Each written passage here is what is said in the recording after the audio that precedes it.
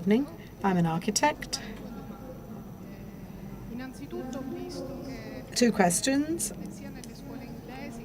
In British and German schools, there are often many different visions, and that we also see that they have special schools for people with disabilities, girls' schools, boys' schools. So in terms of integration, I'd like to understand better how, let's say, this is done. I mean, how are these schools, let's say, approached? And I would like to also ask a question with respect to this morning's panel as well, if I may.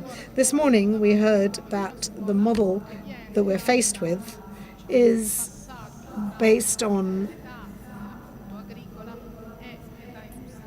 our transition from agriculture to industry.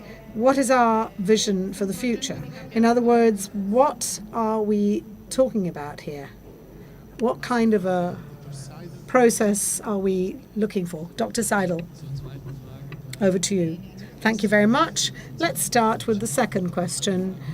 Well, I think that we are at the eve of a digital era.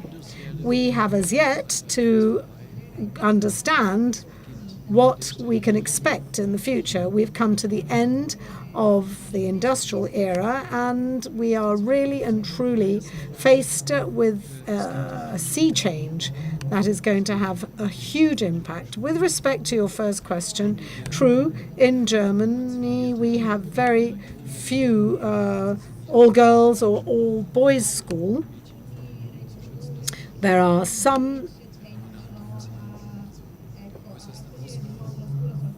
who believe that it's better to have an all-girls school, for instance, or an all-boys school, but this is an exception. With respect to inclusion, in Germany, we still have a long way to go because there are many delegations that are visiting, for instance, Alto Adige, to see how that is organized.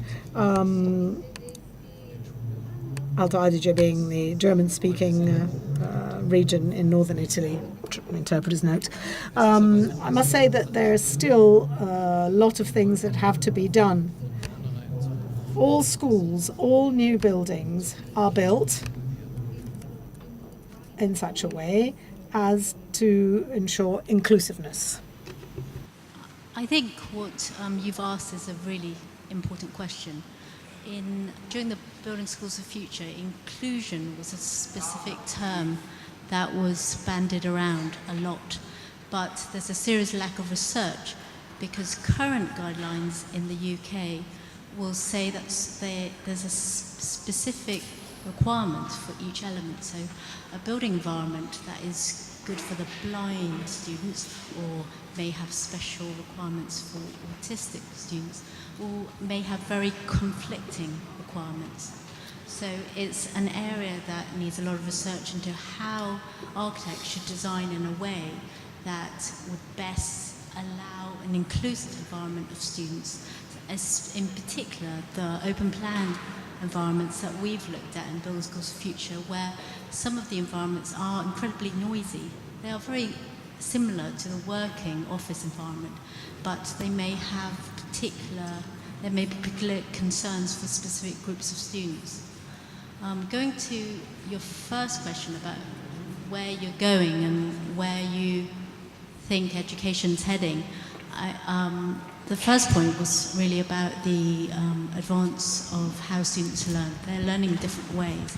But secondly, one of our head teachers said something that was really poignant for architects. He said that design is a provocation to learn differently, but it's what you do in it that matters. So it really depends on this mutual shaping between this dynamic synthesis between head teachers and teachers and students and the designers. Thank you. There are lots of different models of providing integrated settings architecturally in England. withdrawal rooms, separate areas, quieter areas, all sorts of things. But the thing I'd go back to is the general theme of our presentation. So we have two schools that we've looked at. Both have very large open areas. Both have very high levels of visibility. For the architects, everyone that we spoke to from architecture talked about the panopticon and Jeremy Bentham, about passive control. All of that was there. But in one of these schools, we speak to the children and they say, I really like these open spaces. I feel good there. I can hang out with my friends. And the head teacher said, yeah, this is a really nice school because it makes us all feel part of the same community. And in another school, the children say, well, I'm not sure about this design. I feel looked at all the time. And the head teacher says, this is a great school because I can look at and see what every child is doing from about 5 different spaces. So my answer to your question is that depending on the motives that drive the practice, you will need different forms of architecture. And if you have the same form of architecture, they will signify differently to children depending on the management style and the pedagogic practice in the institution. Grazie, io volevo fare... Thank you. I have a question on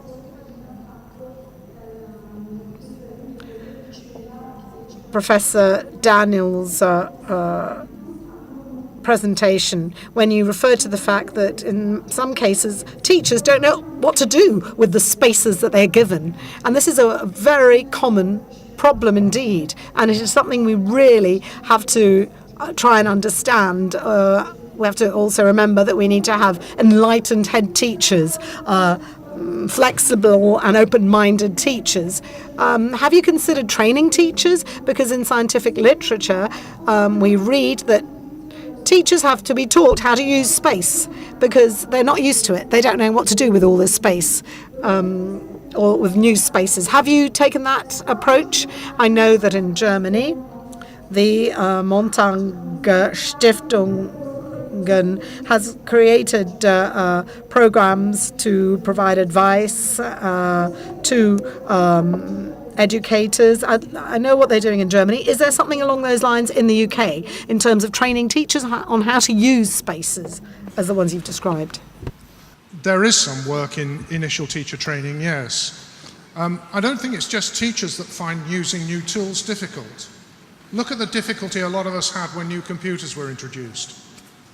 Our children didn't have particular problems with them because they grew up with them. They acquired a competence in a very particular kind of way.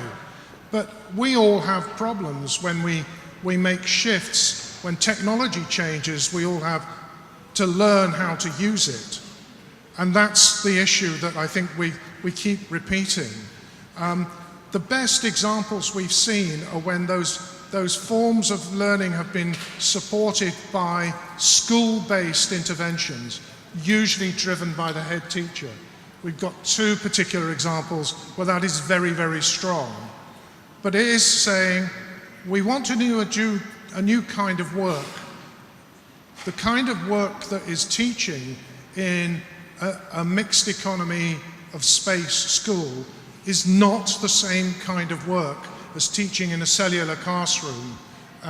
It's not the same kind of work to try and teach a project-based curriculum as it was to teach a single subject curriculum. It's different, and we have to recognize that we need to learn to do that. I think there's a strong case for having that, a lot of that in-service, in-practice training going on inside the school. But then also, there's a political issue about allowing the space and time for teachers to do that within the definition of their work. So it's, this is a multi-layered answer, that they need the time to do this kind of training, they need the availability of the training, and they need the support, because some of it's very difficult. Changing one's habit, if we regard the habit of teaching 25, 30 kids in one classroom with the door closed, to having open spaces where you're highly visible, where you've got different kinds of control, where children are working on projects rather than doing the exercises you've set them. That's a really difficult change for many people in their whole understanding of what their work is. And that's not a transition that takes place easily. It needs support and it needs the time to learn it.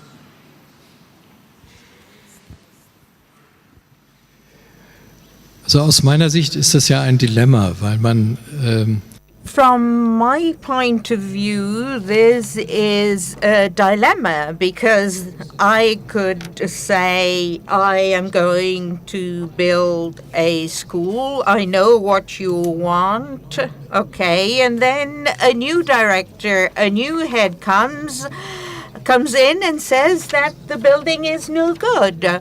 So one has to be careful about the various steps to be taken in building schools.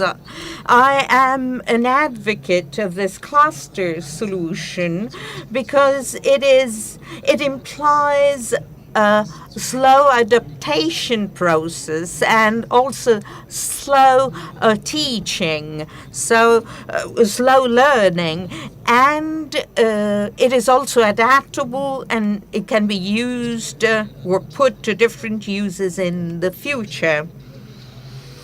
But in the digital age, we have to consider that the jump, the leap may be too high. I know that architects build very beautiful buildings which do not work. And this is why the speed at which pedagogues expect change must also be factored in. Se non ci sono altre domande. If there are no further questions, we will end our session here. We'll take a quick coffee break so that we can then face the next session. It's 20 to 4.